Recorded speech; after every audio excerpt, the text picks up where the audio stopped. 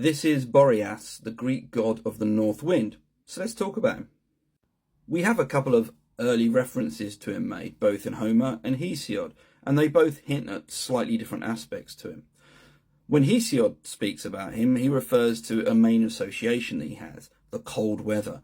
Boreas is always associated with cold weather, with frosty wind, all of that kind of stuff. In fact, there's a wonderful line that he uses. He talks about how he makes the old man bend, round-shouldered like a wheel. And you can imagine that visualization of being hunched up. Homer gives us the practical side to him. When he's having problems lighting the fire for the funeral of Patroclus, it won't take. And so he appeals to the four winds, one of them being Boreas, who then duly obliges and helps it light. So there was this appreciation that, yeah, he did bring the bad weather, but perhaps that was needed. And as I'll get to in a moment, it was very needed at one instance, and in fact helped the Greeks. There was a myth associated with him that had links to a real-life event, or rather that's what Herodotus tells us.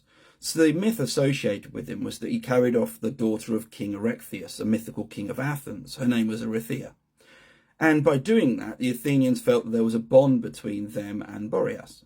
And so when a big storm happened during the Second Persian invasion, Herodotus tells us, this went on for about 3 days, by the way, it sunk many, many Persian ships, a lot of supply ships, which are incredibly important. And the Athenians saw that as him returning the favour, as him being a protector. And so they even had an altar set up to him, which they duly worshipped him through. And this wasn't just the only instance of this. There's another famous instance that's given a bit later on. Now, this happens at Thurii, which was a Greek colony on the southern Italy. So it's in Magna Graecia. And apparently they had a bunch of ships turning up. It didn't look too good. It looked like Dionysus, the tyrant of Syracuse, was going to try and take them. But there was a big storm.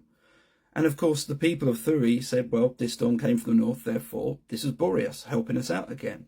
And what they did was took it one step further. They made him a citizen. They even gave him a house with a plot of land.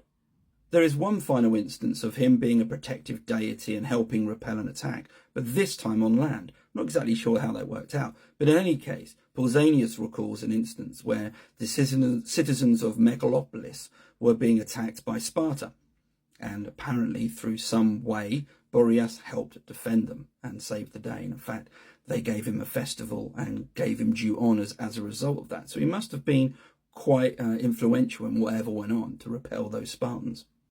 There we have it, Boreas. Bit of a mixed character, but perhaps one you might want on your side.